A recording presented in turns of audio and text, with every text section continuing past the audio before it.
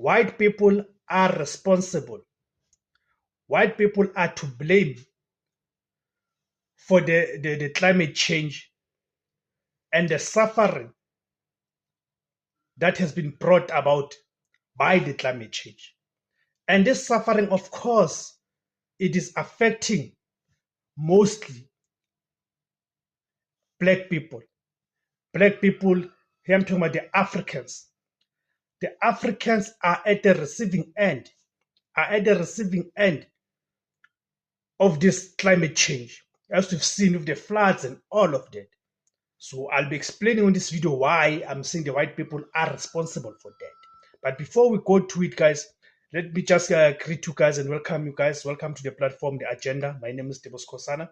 So please help me grow the platform, guys. There's various ways that you can help me to grow the platform.